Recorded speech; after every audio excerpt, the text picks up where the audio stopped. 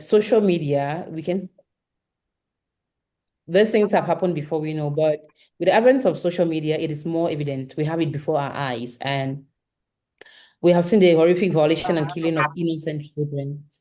Our communities are shaken, our homes are broken, and over these years, after everything that's happening, we haven't received any concrete solution from the people meant to protect us, protect their people, our leaders, the government, who are responsible for us. So silence is no longer an option. We have to speak up in the best way we can from our different corners, through our different platforms. And that's why tonight, and with Empower Africa Network, we aren't just here to recount the tragedies that have happened, but we are here to re-strategize and build a pathway to transformation. So you're all welcome to this conversation, and I implore us all to bring in our best of ideas. And like we have been informed, this conversation is expected to last at most 2 hours, 30 minutes, so that we can be out of here and continue to attend to our different businesses. But while we are here, we need to make the time count. So I call on our speakers to be mindful as we speak, as we engage, when we bring in our contributions, let's stick to the time. I'm not going to tell you that you have 5 minutes, no, but I want you to be conscious because I equally want you to give in everything that you have inside of you and be mindful that other speakers have to take the floor. So I'm just going to proceed right now by introducing our panelists. Unfortunately, Nakiti is not here. I don't know if somebody can get to her, maybe offline, contact her directly. Is this any Leila? Is it possible? Yes, let me try that as well. Let me try that. I think Helen is Sometimes trying to maybe call me. she had a long nap and she forgot. Those things happen. It really do happen. Yeah. So a Yes, phone she's call. trying to join. Okay, all right, all Okay. right. Great, Okay, great, great. okay. Let me get her the code. All While right, that's perfect. okay. So my name is Renette Ayuk. I am a media and communication specialist and also a maternal health advocate. I use my platform to speak up for women and girls, to share information so that more women and girls can have access to information that will enable them to make the right and informed maternal health choices. I some years, no, recently, it's about 2 years now, I started a talk show called Vital Talks, where we bring on real life stories on maternal, child health, sexual and reproductive health, so that people can be informed. Because I believe that storytelling is very powerful to inform people to make better choices. When we know what has been happening, what other people have gone through, we can make informed choices based on other people's experiences. And why not escape from some consequences? So I'm very elated by this opportunity given to me by Empower High Network Africa to host and moderate this panel. So let me just introduce to us our panelists for tonight. You have seen their names. I have with me Myra Achar. Please, can we make some noise for Myra Achar? Myro, sorry. She's a coach and a mentor. Okay. She's empowering individuals, families, and communities across Africa and global networks through leadership, guidance, and practical wisdom. She has over 20 years of experience in technology and cybersecurity. She has expertise in technology risk, governance, and digital safety. She has experience working across global organizations and diverse communities. She has passion for mentoring individuals, families, and communities. Of course, with such a profile, there is no other person that's going to give us the right strategies. What should we do to be safe, to keep our home safe, to keep our children safe? I'm tempted to say amen. I'm sorry. Yes, you can. Okay, so Mara is an information technology and cybersecurity professional with over 2 decades of experience in technology risk, governance, and digital safety. She is known for her work in various countries within global organizations such as PwC, EY, and Royal Caribbean Group. She combines her career expertise with a strong commitment to her family. Very important. Coaching and faith-based mentorship through the Institution of Marriage and Relationship Mm. Management called IMAM. aimed at empowering individuals, families, and communities across Africa and global networks. Through leadership, guidance, and practical wisdom, she's helping them to embrace growth, resilience, build stronger relationships, and purposeful living, rather. She is married and a mother of 5. Wow. Let's give it up for Auntie Myro, Thank you. please. Thank you. Thank you. You're welcome on board. Thank you. Next on our panel is Jacqueline Dio Eko. She's international consultant and education officer. Jacqueline Dio Eko is an accomplished educator, proprietor, and passionate advocate for inclusion and special needs children. With over 30 years experience in education, she has specialized in specialty schooling, dedicating her career to ensuring that every child, regardless of learning needs, can receive the support, fulfillment, and opportunities they deserve. As the founder and leader of multiple schools, including Dewey International School of Applied Sciences, Faith Disas International College, and the Dewey Inclusive Montessori School, Yaoundé, Mrs. Eko brings a strong practical approach to teaching and development. Her work reflects a deep commitment to creating learning environments where children thrive academically, socially, and emotionally. Mrs. Diko is also a strong advocate for girls and youth. She is committed to helping young people grow into confident leaders who contribute to meaningful social change. Through her passion for leadership development grounded in faith and values, she founded an association called TikTok Teens Impacting Kingdom. Talk, an initiative that empowers youth and young adults with leadership skills shaped by kingdom mindset. Our mission is to raise God-fearing leaders who will positively transform their communities, environment, society, and nation. Mrs. Eko is a mother of 2 and a devoted lifelong learner, continually championing education that is inclusive, purposeful, and future-based. You're welcome very much, Mrs. Thank you. Eko. Thank Welcome you. on board. Thank I you. love the fact that so far we have faith-based panelists. It's very important because Mhm. there is a foundation on which we are Yes. building the solutions that we are going to have. Mhm. One of the reasons why we have so much chaos today is because there is a problem of identity in our Correct. society. And I Correct. love the fact that most of our panelists are faith-based people. I'm just happy. You're all welcome. Thank you. Thank you. Okay. And Nakiti is here. Nakiti Nuforo. I hope I pronounced that well. I've always had a challenge pronouncing this name. Nuforo. Is that it? Okay. She's a gender specialist, researcher, and survival advocate. She has a powerful story. Dr. Nakiti Besombo Nuforo is a gender specialist, researcher, and survival advocate, a child rape survivor herself. She is a founder and executive director of Rescue Women Cameroon, where she leads efforts to prevent and respond to sexual and gender-based violence, especially sexual abuse.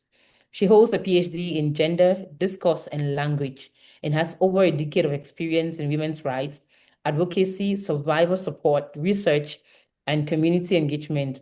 Dr. Nufuru is passionate about amplifying survivor voices and advancing dignity, safety, and justice for women and girls. Powerful. Please let's all welcome Dr. Nufuru.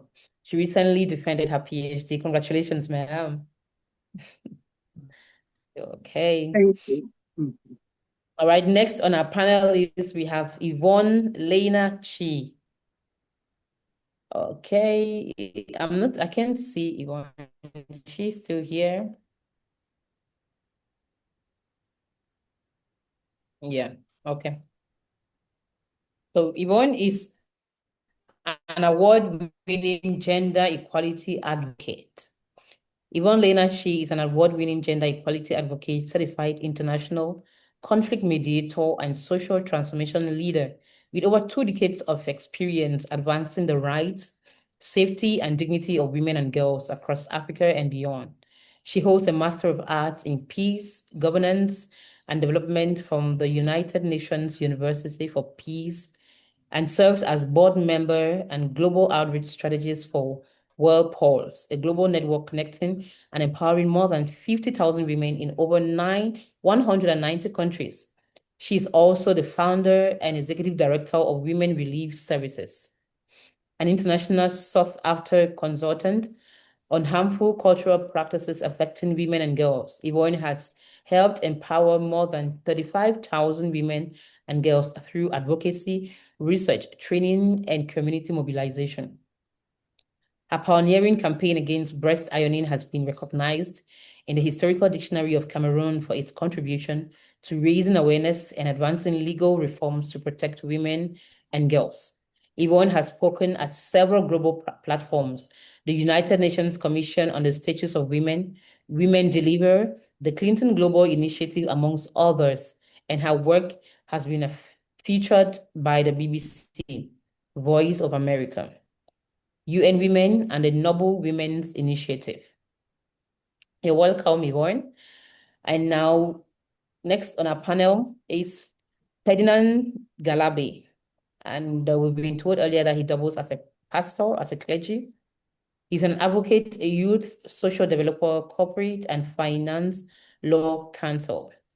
Ferdinand Galabe is a barrister and solicitor of the Supreme Court of Cameroon, who joined the intellectual property practice of the Nico Hale and Co law firm in early 2011 before passing the Cameroon bar exams in October 2014 and joining the bar in January 2015. Today, he specializes in the entertainment law aspects of intellectual property law, while equally advising clients on tax, corporate, and commercial law. He is the go-to lawyer on copyright and entertainment at the Dayspring Law Firm. Other key areas of law which form a substantial part of Ferdinand's practice includes real property law, real estate investment, building and construction investment, incentives law, procurement law, criminal trial practice, competition law, corporate finance, inheritance law, trust, recognition and enforcement of foreign judgments, and arbitral awards, arbitration, and domain name dispute resolution. That's a powerful profile. You're welcome, Mr. Ferdinand. Thank you so much for joining. And of course, we have me, your moderator. Okay. So we're going to go straight away. All our panelists are set and ready. So like we all know from the theme that was shared to us by Empower Her Network Africa, we are looking at when home hurts. Let me get that right.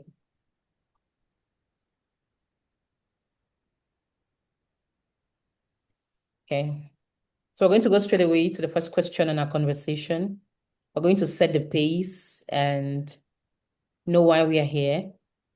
This is a trauma-sensitive conversation, and we're reminded to be very empathetic in our conversation and in our engagement, be sensitive to the kind of words that we use. I'm sure this is already live on other platforms of Empower Her Network. So we know that many people are listening, and we might have among us survivors and people who are still struggling with the trauma. So I employ us all to be very empathetic in our conversation and be sensitive to the kind of words. Let it not be confrontational. It's not a debate.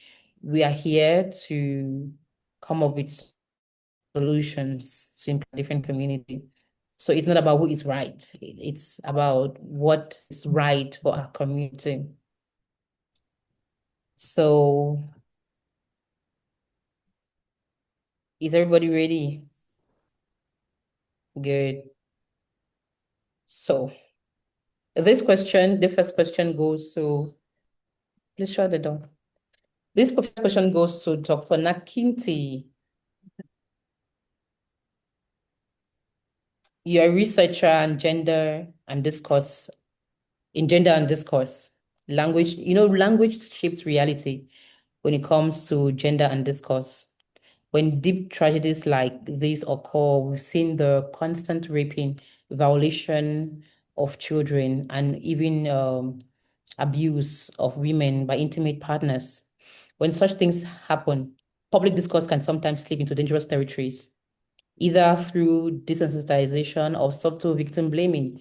Many times on social media, we've seen victims being blamed. Why was she wearing that? What was she doing there? What? And people do not often look at the perpetrators. Focus is always on the victim.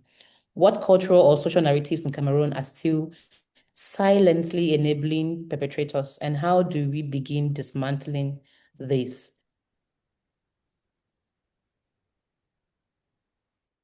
You can just unmute yourself. Thank you so much for giving me the opportunity to talk about language, discourse, and rape, Renee. This is at the heart of my research, and it's something I like to talk about. Interestingly, my research was on breaking the silence, an analysis of discourses surrounding female rape survivors in Cameroon. And at the end of that research, I came to realize that survivors, the way society talk about survivors will determine whether survivors heal or whether their trauma is being deepened. And so when people listen to the stories of survivors and they use very let's languages. For example, like you said, I did research on social media specifically. Drawing from my own story on social media, I had two groups of people, those who were commenting to support me and those who were commenting to bash me. And I was really prepared before I started telling my story. Let me just share this example.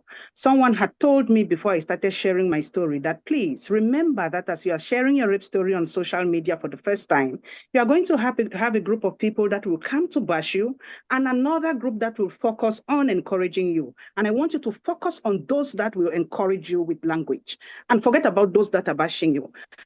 I'm not going to tell you, those that came to bash me left really difficult languages and words that almost break me. But because I was prepared, I focused on the language that encouraged me. And so at the end of it all, if we change the way we speak about survivors, we are going to change the way survivors heal. We are going to change the way society responds. We are going to change the way people break the silence. We are going to change the way the culture of silence has silenced women for so long. At this point, I'm talking about women. So gender-based violence affects everyone. And so language is at the center of all of these discourses that we are having, and it can change so many things for all of us. Okay. So primarily, we need to change our language, what we say about survival. Now, Yes. Mr. Ferdinand, through your lens as a youth social developer, you look closely at structural dynamics, I'm sure. What are the foundational gaps in how we are raising, socializing, or failing to support young people that create environments where this level of domestic and community violence can continually manifest? Oh, wow. Thank you, Renette, for that question. What comes to mind immediately, you spoke about the Christian background that we share. As I said, because I have that Christian background, what obviously comes to my mind is a passage in the Old Testament. If the foundations of a stable society are destroyed, what can the righteous do? So, but we need to go back to our foundations and see the type of societies, the type of communities, the type of families that we have built to understand the nature of that we are facing in our communities, in our societies, in our families. And because the difficulties that we face, unfortunately, in our societies do not come from another planet. They do not come from Mars or whatever. These crimes and deplorable actions are posed by members of different families within the same communities that we all share. And of course, at the root of it is some sort of a deficiency at the level of the education of the youth, because nobody fell from heaven. The criminals of today were youth of yesterday in our families. It is us fathers and us mothers who raise them or fail to encircle them with the protective cover that is required for them to be raised as responsible men and women. So I think the starting point of all conversation concerning issues like this that our families, societies, and communities face is, first of all, to turn towards ourselves to see and to appraise how we have been responsible, or how what we have failed to do to help the young ones and to channel their energies and to cultivate the right values and the right virtues within them, so that they grow up to be responsible citizens, empathic citizens, etc., etc. So as a youth social developer, what I have tried to do with some organizations and NGOs that we work with is to give what the Francophone people will call that encadrement, that youth encadrement, to help the youth to channel their energy, to orient them, to educate them, and to give them the impetus to and the drive to follow the right direction. And usually that comes through psychological and even especially spiritual support. It could also come through inspiration. Simply, we made it, and we are here today. We're able to be here today by the grace of God, as I would say, as a Christian, to where we are. So it's not because of something special that we have that that other people don't have, that we are here. So coming from that angle, we are able to inspire them as much as we can and to help them to become responsible youth tomorrow. I hope that I've answered your question adequately. And you understand, and you bear with me, that in a community, not everybody is Christian. So, and not everybody believes in what the Christian believe. So how do we answer or solve the problem of identity to help these young people channel their skills better? That's a very deep question. That's a very deep question. Identity. There are many sources of identity. That's the first challenge that we face with such a problem that touches on identity. Many sources of identity. The identity of the youth can be drawn from family. It can be drawn from community. It can be drawn later on in life from your profession. It can be drawn from your spiritual background, and so on and so forth. So to have a conversation on identity, you have to first agree what is the source of identity, since there are many sources of identity. And if we are going to put aside, for example, the Christian perspective on identity, and let's say draw our source of identity from the nation, for example, since we are in Cameroon and the fabric of society is based mainly on the nation, you have to question whether there is a national identity in Cameroon in the first place, and whether that national identity that has been constructed by the politicians of the day are serving the interests of families and communities. And I think that is a question that can be easily answered by observing our society to find out whether our nation has been able, through the construct of national identity, to give our youth, to give our citizens the identity that has built a strong nation. So I don't want to be the one to judge. Yeah, I don't want to be the one to judge that. I think everyone can see and appraise that for themselves.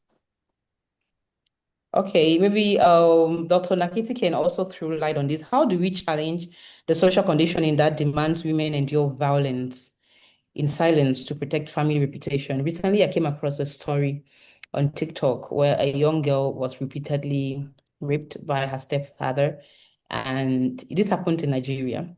It was reported by a police officer.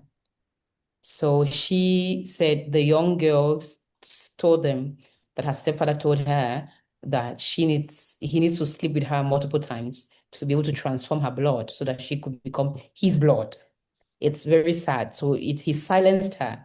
And for that, we've seen many cases like that where young women and girls are demanded to be silenced, to endure silence because they need to protect family identity.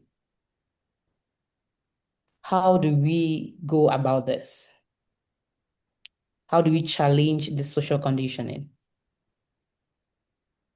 I think we need to begin by sensitizing.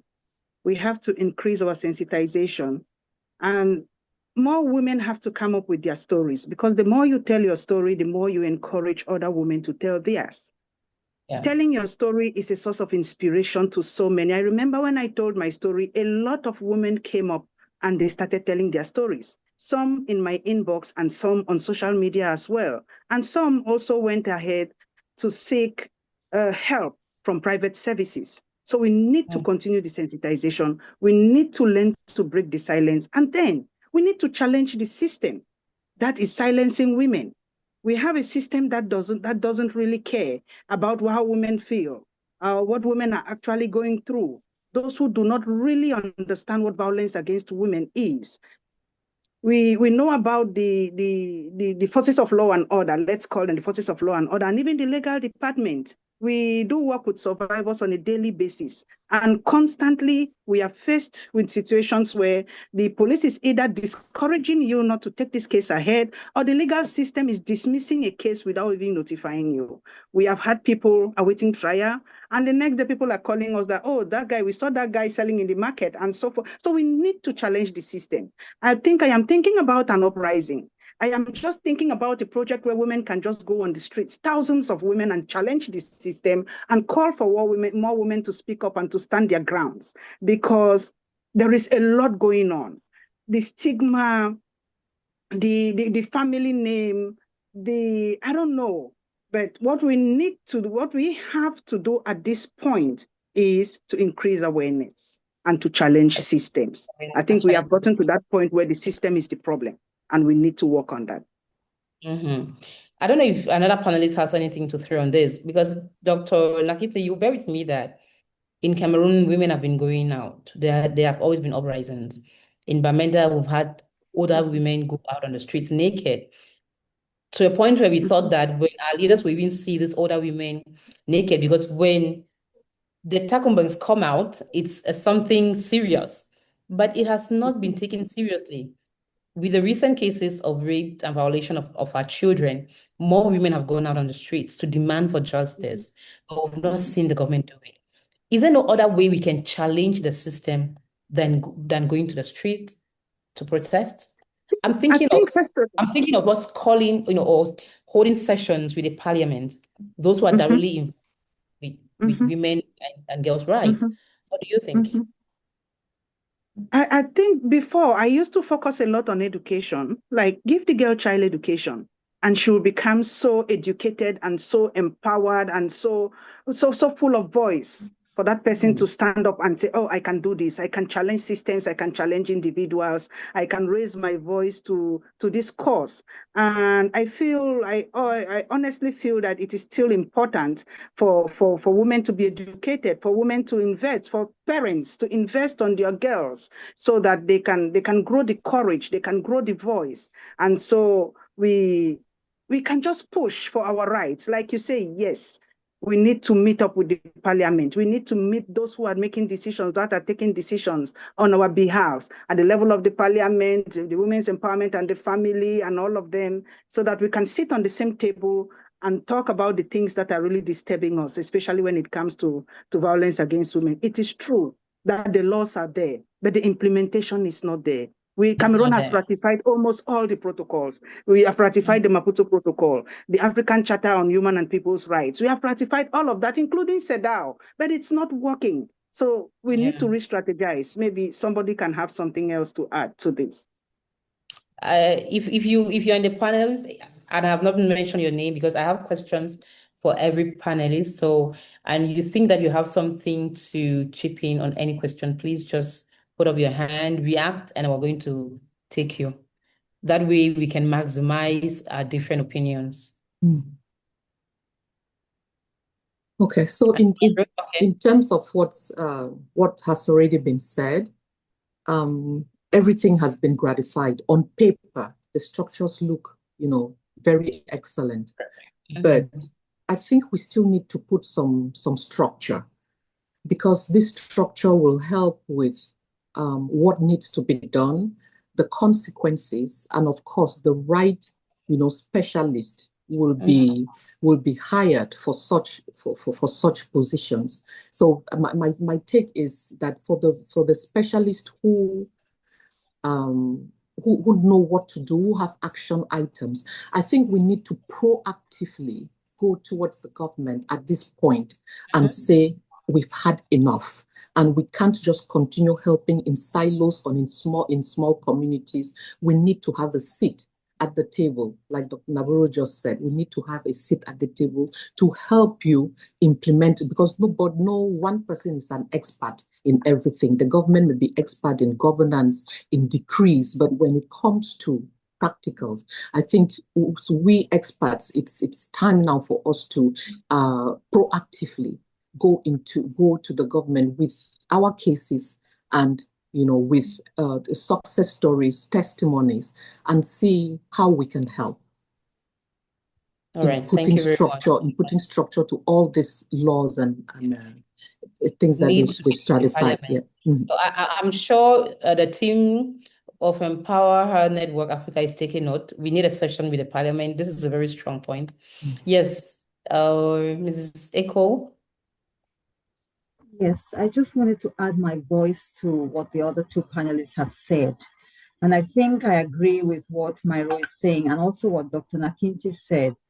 Education is extremely important, because the more we educate people, the more they know about what is really going on. And information, through education, information spreads, like Myro said. And once the education is there, that gives us women, or whoever is concerned about this issue, because it's not just a women's problem. Yes. Every woman who is violated is somebody's sister, is somebody's mother, somebody's daughter, somebody's wife, so it's a general problem. It's not just a woman's problem. So the more knowledge that we give out to people, the more we encourage ourselves and give ourselves courage to be able to now move up to the authorities, like Myro and Dr. Nakinti have said, to pose these problems and actually start having conversations that make sense, because those conversations have to be had. We have some representatives in the government who can represent us, but if it's not happening right now, then we need more voices, and we can't have those voices if people are not aware, if people are not educated. So that's what I wanted to add. And I just love this comment I just saw in the chat box by Leila says, it's not just a women's problem. Of course, this is not just a women's problem, because even young boys, men are being raped. There are men who are even being battered and killed by their spouses. So intimate partner violence, for instance, is not just a women's thing. It also happens to the men. Even young boys are violated. It happens. So we don't just have to focus on women. The issue also is that most of the times our advocacy targets just women. It's true that women forms the large majority, of victims and survivors, but we need to also turn our education towards the other gender, so that once they are educated enough, they can be able to support the female gender to navigate these things. Thank you very much, Leila. Do we have any other contribution on this point before we move forward to the next question? I'm not sure. Yes. Okay. Yes. I mean, I just wanted to come back to what the panelists said. I think that was anyway relating to systemic, relating to the system. I mean, at the end of the day, because in most cases when we are thinking about the system, usually we are looking only at government. I think that the system is not only government, it's also, of course, individuals, it's families, it's communities, it's even the mentalities that have shaped the system. So what do we do? Or what do these different actors or stakeholders in the system, what role are they supposed to play, and what role are they playing? I mean, let's take the case of rape. Would all the gentleness that I can muster in me, I think that amongst the many factors or the many things that we can look at when something as unfortunate as that happens is to keep a cool head, because things happen. It's one thing to be outraged when they happen. It's another thing to sit down calmly and consider why the things that happen, and think about measures that need to be put in place to avoid the recurrence of some of those things. So, which is the reason why I'm emphasizing once again that this is it's a system, and we are all actors or parts of this system, and we have a role to play. We have a responsibility to ensure that our communities are protected, our families are protected, our children are protected, and we need to look at what we need to do at our own small levels to protect the person next to us, to protect our children, to protect our brothers, our sisters, and all. I take the example, for example, of the workplace, just the workplace. As a lawyer, I've been approached a couple of times since 2016, because unfortunately, Cameroonian law recognized sexual harassment, for example, only in 2016 with the amendment of the Cameroon Penal Code. So since 2016, I've been approached by a lot of women in different workplaces. Sometimes it's indirectly, because maybe the person who is a victim of sexual harassment is not comfortable going to a lawyer or raising the issue. They just want to overlook it. But what I want to say here is the workplace usually is made up of several women as well. And we've had the opportunity to discuss this in another setting, in another Empower Her Africa event. Let's take a workplace with 200 workers, and let's even imagine 50 women. One of the things that women can do to protect themselves in such a work environment, as we've just had the opportunity to discuss in the past, is work with HR or management to set up or to include at least in the policies in the company policies on sexual harassment and other abuses that women may be exposed to in the workplace.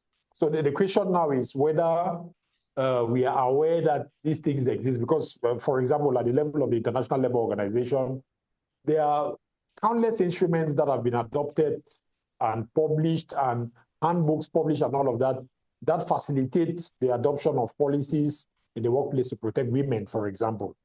And so I think the question today is how we can take all of those resources and utilize them in the workplace to integrate them in our company policies to protect our women in work environments.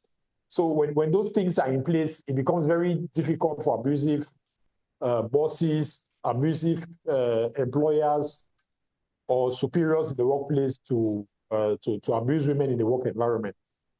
So I mean, that's just to speak about the workplace. We could speak about what can be done at the level of families and households and all of that, but I think that gives some sort of a tip on how some of these issues can be approached.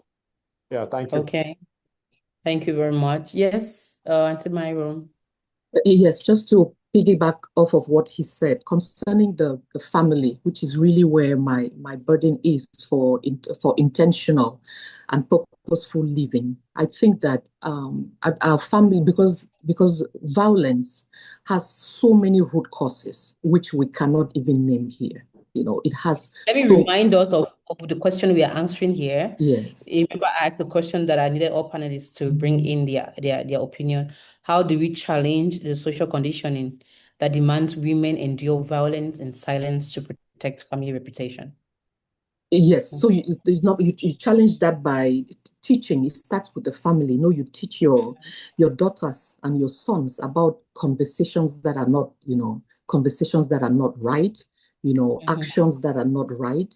And also, if we want to talk about, purposeful living, and even we need to be careful with the people we bring into our homes, the people who, associate, with our children, and teach them to say no, and teach them to speak up, for themselves, because you're the first person who can take care of yourself. And if that daughter doesn't come and tell mom or dad that there's a friend at school who is doing this, or there's an uncle who is saying this, and they know that it's wrong. So let's first start by teaching our children at home to not stay silent when things feel off. So we have to encourage open conversation Open at home. conversations, yes, with family, open communications. It could be in the form of family meetings, and for Christian homes during your Bible teachings, during your conversations. So let's not be too busy, like to notice our families, or to notice the children, or to notice change in habits, change in character, change in always, question yourself. It's not doing too much. If there's nothing, at least you would have covered a certain base and then had an intentional conversation about what you're thinking. So just use every moment as a teachable moment. Yes. Keep the communication line open with our children. Correct. Let's get a last contribution on this point from Yvonne. Then we'll move on to the next question. I'm really sorry. I have to leave my video off because my bandwidth is not permitting me to constantly be on camera. Thank you for understanding. I just find my voice to what my fellow panelists have been saying, and that is very peculiar to Cameroonians is adherence to religion, culture, and different conversations in places of worship, whether it's in the mosque. Because I remember saying not everyone is a Christian. Whether it's in the church, whether it's in cultural groups like almost every family in Cameroon knows that on Sundays, Papa and Mommy go to Jangi groups that are from maybe Bayangi, Bali, and so on. Those are the places where these conversations have to be held, or could be held for a better outcome, because the adherence to culture cannot, or let me say, can never be overlooked when it comes to this discussion we're having here. In as much as we have all those laws in place, in as much as we even know that some of these things are wrong, sometimes when it touches on culture and tradition, we put a blind eye. And so if culture and tradition can be shaken, and if religion can be shaken, most of these things will easily shake. And I think I'm saying it from experience, because my biggest experience in Cameroon has been the campaign against breast ironing. And I'm happy Dr. Nakinsi is here. She was a very big and influential partner during that campaign. When we went to churches and we opened up breast ironing, that was the place where women felt the most vulnerable. They couldn't pretend. They couldn't say they don't know. They said they knew. They said they now realize that ironing the breast of their daughters is destroying God's creation. And that's how change occurred. And many people started speaking out. It was not only in churches, it was in the Njangi groups where we go to where they gather, where they meet on Sundays to discuss where their adherence as far as culture remains. We challenge this practice. I believe that it's as much as it's for breast ironing as it is for rape, as it is for domestic violence. When tradition is challenged in a way that they would be able to accept, because if one thing is challenging tradition, one thing is approaching it in a way that is acceptable. And so we have to look at what is fueling these beliefs. It's tradition, it's religion, and it's cultural norms that doesn't even stem from any of those. And so one thing I strongly say is, when we start by uprooting these practices from the roots themselves, we are going to solve this problem. We can have all the right laws. We can have all the right things being said over the radio, over the TV. It wouldn't drive home if the church, if the mosque, if the Njangi groups, if the marketplaces don't accept what we are trying to propagate. So I feel like going to the roots is the best solution to the problem. Thank you so much. Thank you very much, Yvonne, for that. Thank you. I'm going to come to the comment section very soon. We have some comments there that need to be addressed, but let's move on to the next segment, which is talking about legal protection and legal resources. And I'm going to address this question to Yvonne, Lena. Yvonne, as a dedicated gender equality advocate on the ground, you've worked in the field a lot. We know survivors face immense hurdles when a home becomes unsafe. What existing legal protections can a woman realistically lean on in Cameroon? Thank you for that question, Renee. Like our barrister here just said, it's a 2016 law that criminalizes most of these things we're talking here about. But I am always very careful to lean on the laws, reforms, and policies as the final say when it comes to solving this problem. Because in as much as those reforms exist, we still have a problem where victims are not bold enough to, for example, go to the judiciary to report that they have been raped. How does a 6-year-old go to report her father to the police? So those reforms are there, they exist. We might educate the population, we might let the mothers, we might let the girls, we might let the teachers and everyone, that you can take this off the judiciary and the perpetrator would be criminalized, would be prosecuted and all of that. But what are the mechanisms that we have in place to make this a possibility? So, Renette, I would say yes. Of the victims. Sorry, say that again, please. Without jeopardizing the safety of the victims. Thank you. Because when the victims, even when the few that have had the courage to go up to the judiciary to report, have faced backlash, the stigma, and sometimes the mothers would be the first to say, you can't say this about your family member. You're going to bring disgrace to the family, or you're going to bring disgrace to yourself. No one will marry you if you come out and say you were raped. So there's a lot of responsibility that's put on the victim. And who are the victims? Sometimes 6-year-olds, sometimes teenagers who don't even know what is going on. Then no pain is happening. They don't even know what is going on, even the devastating effects of these things in the long run. So what if I don't want to just remain as a problem? I want to say what the solution is. And the solution to this is, yes, those laws exist. And yes, we can approach the judiciary, but where we cannot, we have to put community mechanisms in place where victims are approached with compassion. I am an auntie. Auntie Jackie is here, Auntie Myro, Auntie Nakinti, Auntie Renette, Auntie Leila. All of us here have that responsibility that if we hear that a young girl has been violated, well, I will put on my kaba as I just did now. And I'm going to go, and I have the language, I have all what it takes to battle with the judiciary. But I don't expect this victim to have it. So if more and more advocates come up, even unofficially, we're going to solve this problem, where the judiciary will be held to book, where we have the social media to come up and speak on behalf of these victims and shame and name any aspect of our community or any institution that is not doing their job. I spoke with Leila yesterday. Sorry, I spoke with Leila yesterday, and I was telling her activists are beginning to get burnout of. We've been speaking for so many years, and nothing is happening. So I am happy that we are here to think about re-strategizing. What else do we need to do? What else do we need to do? And I think what we need to do is to evoke the birth of many more activists who are ready to go out and face these institutions face on. Thank you, Renee. Okay. I love the way you ended. Evoke activists who are ready to go out and face institutions head on. How? Because that is what we need. The how. Most of the times when we talk about advocacy and social discourse like this, we mostly end at the what.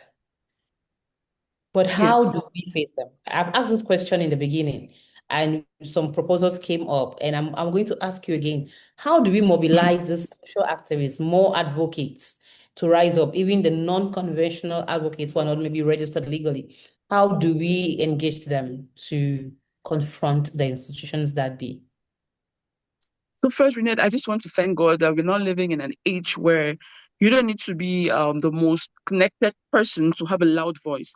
Nakint is here, I'm here, Lila is here, Ari H is here. We belong to a global networking platform, which is called Wallpause, and the only weapon they give us is the internet, where we can share some of these stories to the global audience. I speaking here, I would have remained a local Tarinkun girl if that platform didn't exist to amplify my voice and put me in front of international authorities that heard about the problem of breast ironing. When I spoke about breast ironing in 2014, the Minister of Women's Empowerment was at the UN, it was a high-level UN panel, and she didn't understand how I found myself there, but it was true other women. So we rise by climbing on the shoulders of giants. So established advocates like us who have been there have to make our shoulders available for new advocates to climb on. And many of us will go up and above to do anything that is necessary to empower new advocates, to let the young women's voices start rising. And the more we speak on international platforms, the more the government is forced to take us serious, because then it is out there and everybody is seeing that it is a problem that needs to be solved. And I believe that, I don't know how come the Historical Dictionary of Cameroon recognized that the breast ironing campaign pushed for the 2016 law. I believe it is because we spoke nationally, we spoke internationally, and the only way we did this was through a sisterhood of support, where, like I said, climbing on the shoulders of giants. This campaign succeeded because Nakinti and other sisters were in Cameroon to help raise the voice, because many women were coming out internationally to challenge that breast ironing was not a problem in Cameroon just because they had not heard about it. As well as many women were coming up to say they were victims. So a sisterhood of support, community, and togetherness among advocates is what is going to take us to where we really want to go to. Very important. Thank you very much. So we need more women to be given platforms to stand on the shoulders of giants so that they can speak up. Give more platforms. If you have a platform that has greater visibility and you know survivors or victims, give them a platform to speak up. And there's question that's coming to my mind, but I don't want to come to that. I'll just note it somewhere and I might bring it at the end, because if I bring it now, it might contradict a lot of things. Okay, let me take this comment in the chat box before we move on. Witangu says, what about the situation of a husband forcing himself on his wife? Because people always say that your husband has a right to your body with or without your consent, and it gets very difficult to speak out in situations like this.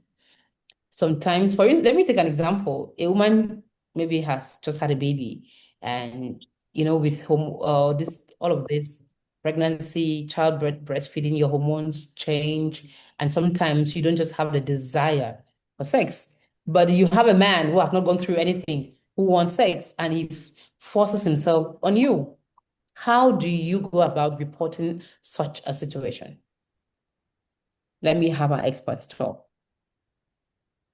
Is Dr. Nakinte still there? Yes, Renette, I'm here. I get that question, this particular question, quite often from women during our conferences with mothers in the fight against rape. And one of the questions I usually ask them, if they do not come up with it first, is, do you believe that your husband's raped you? And they all shout, yes, or master did he rape we? And the good thing is, well, I also do tell them that they are also raping their husbands as well, if they believe their husbands are raping them. The good thing is the Cameroon Penal Code defines rape as any forceful penetration. Any forceful penetration. And so if your husband penetrates you forcefully, then that is rape. Based on that, you can report based on the fact that it was forceful at a time when you did not want it, and so you can take up the case from there. And so it's your right to say, my husband raped me. Cameroon may not have named it as marital rape, but the definition is on our side. according to the Cameroon Penal Code. It is on the side of women because we can use that to file a lawsuit against our husband if you want to. Now we are working on the definition, which is hanging, if you may want to put it that way, but it is working in our advantage. Right. So whoever asked this question, Rita, Ngu, Georgine, I hope you're following. So if you find yourself in this kind of a situation and you're bold enough, if you believe that it is rape and you're not comfortable with it, you can approach the right authorities, report it, and get help. Okay. So moving on, I'll come back to Lena.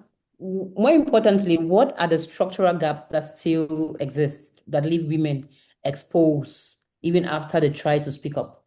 You've worked in the field with people. What are the structural gaps you've seen that are still in place, exposing women even when they choose to speak up? The biggest crack that exists, like I said, is culture and religion. The culture of stigmatizing rape victims. If in society today, men still believe that a woman who was raped has been tinted negatively, and so she doesn't qualify to be a wife. If in our days today, men still qualify or give value to women based on body counts, or give value to women based on consecutive norms that not only limit the bodily autonomy of women, we will still have those gaps, and no matter what we do with laws, policies, reforms, and everything, if we do not go back to the roots, those cracks will still be there. No matter how we build, the structure is going to collapse. And I'm still saying that those gaps are culture, religion, whether it's Christian, whether it's Muslim, and those gaps would often replay themselves no matter how beautiful the structure we're trying to build. Yes. No matter how tall it becomes, it will crumble. So we need to have mindset shifts beginning from the things that inform those mindsets. And like I say, I will still go back to culture and religion. That's very powerful. So we need to go back and dismantle from the base. Because if these cultural barriers are not fixed, when we move on, it will keep pulling us back. Thank you very much for that contribution. I'm going to address this question to Mr. Ferdinand. Structural protection requires institutional accountability from a community development standpoint. How can local administrative or youth-led structures step in to create immediate physical safe zones for women and children fleeing imminent danger? Sometimes you have a teenager leave home because they're being abused and no one is listening to them back home. How can local administrators and youth-led structures step in to create safe zones for these victims who are fleeing danger?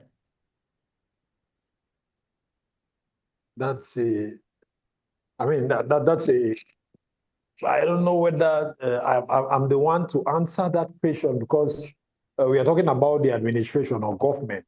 I mean, I've never worked within government structures. And as a lawyer, I don't know whether I am best placed to advise on the structures that government should put in place to protect youth. But once again,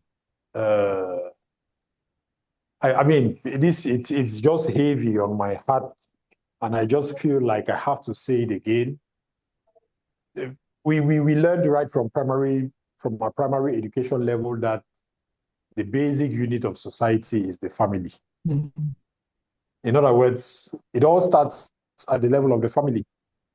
And I think that the first line of defense for our communities, for our children, for our women, is the family.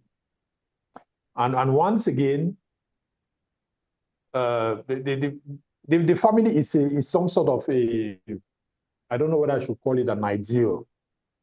Because when we talk about family, we are not talking about anything or everything. Probably we have something very specific in our minds. And once again, I would go back to my Christian background. If the family structure, if the family pattern if what we have as designed for the family is not in place, and yet the family is the basic unit of society, is the starting point. Honestly, what can we do if the family is not what it is? If we do not know what family is, we do not know what marriage is, we do not understand how marriage is supposed to function, what is the role of a man, of a husband? Because it's one thing to be a husband, it's one thing to be a wife, or to marry simply, to go and sign a document at the mairie. It's another thing to have the competencies and the skills to be a husband. I mean, many people are in business circles, in professional circles. Imagine that no checks and controls were put in place to appoint a CEO of a company. Let's take one of the big banks in this city, Afriland First Bank. A guy in the street is picked and placed there as CEO of Afriland First Bank to run Afriland First Bank without any control or checks as to his competencies. I don't think that he's going to make it. And if he doesn't make it, it's the bank that's going to suffer, it's the shareholders that are going to lose money. It's the same thing for the family, I think. We have men who are marrying who do not have the competencies to be a husband or to be fathers to their families, and vice versa. So those are structural issues that need to be addressed before we can begin to talk about societies that are functioning properly, communities that are functioning properly, and then governments that are functioning properly. Someone mentioned the reaction or the response of the police. Okay, Ferdinand is muted. Can you unmute? Yeah, I think I'm unmuted. You're fine now. Okay. No, I mean, you have to address those underlying issues before even going ahead to talk about the issues that are simply consequences of those underlying issues. And maybe just to say final word, I don't know what I would say to an administration such as ours, that the Cameroon. What would I say to the Minister of Social Affairs on the structures that need to be put in place to accompany our youths? I think that the root causes need to be addressed, and I don't know whether the Social Affairs has the means to work with families to build these family structures that would protect our women and children and prevent the recurrent crisis. I don't know. I don't have the answer. Maybe Dr. Nakinti and Yvonne can throw a light on this. You've worked in the field extensively with survivors. So how can local administration and youth-led structures step in to create immediate physical safe zones for women and girls fleeing immediate danger? When women run away from home because they're being abused, when girls run away from home because they're being violated, where do they go to? Where are the safe zones? Are there any safe zones? How can administration or youth-led structures, step in to create the safe zones? Yes, Auntie Myro, please. Oh, I was going to go after her. Go ahead. Go ahead. Go ahead, Yvonne. Someone wanted to speak before you. No, I think she can go. Since you called her name, let her before me. Yes, I'll join in. I'll chime in later. Okay. Yvonne, please. Thank you, Auntie Marion. Thank you, Renette. If I understand the question, you're asking how administration and youth-led initiatives can intervene in helping not just youth, even women-led organizations. How can we step in, to create safe zones for victims who are running away from danger? That's if there are any safe zones, you can let us know. Yeah. Well, I don't know of any domestic violence shelter in Cameroon. I don't know if there's any that exist, and I don't know. So I wouldn't be blaming any structure because I don't have the full information, but for sure, I know that even if they exist, there are not many. And many women don't even know that they exist. And so we can go out telling women that if you're being abused, or telling girls that if you're being abused, you can flee home and go to where? So government has provided a legal framework, and the Ministry of Women's Empowerment, I believe, is doing a lot. And I just wish that we have more resources allocated to establishing safe places where these victims can go to. If not, we will keep preaching among ourselves, preaching to the converted, preaching to the choir, and recycling these conversations year in, year out. If a woman is being battered, where should she go? Like, it happened this night. Where can she go? Who is there? Which number? What's the hotline for domestic violence in Cameroon? So we do. I know. I don't think there's any hotline for domestic violence victims to call in Cameroon. I haven't come across any. And yes, Renette, and I don't think there's also any established domestic violence shelter in any city in Cameroon. I don't know of any. There might be, but I don't know. And if there is, they're very minimal. Recently, I saw a communique document published by the Cameroon Bar. I don't know if Ferdinand can enlighten us on this. They gave some numbers that victims of sexual violence could call if they need legal help. Yeah, I mean, those are not new numbers. The Cameroon police, the gendarmerie, I think even the social services have what they term hotlines. I've never experimented them to see whether they work. Generally, when we have clients who come in a law firm with issues like that, what we do is we recourse to rules that are already in the law. For example, if a woman is fleeing a violent husband, usually what will happen is if she flees the husband, if he's really on bad faith, and generally they are on bad faith, what he would try to do is he would want to sue her for desertion. So you beat up a woman, she runs away from the home, and then you want to sue her for desertion when she was running for her own safety. We've had the opportunity to defend women like that, whether it's at the police station or before different authorities. Those things don't hold water. But what we do generally is, if we can help her with the assistance of her family and the help that the law firm can give to her, we get her settled in a different home for serious cases of violence, and defend her if the husband is of bad faith and wants to sue for desertion. And then if she is ready, unfortunately, there are cases where the woman is not ready to divorce the woman. But I think that when a man is so violent to the wife, let me put it very, very simply.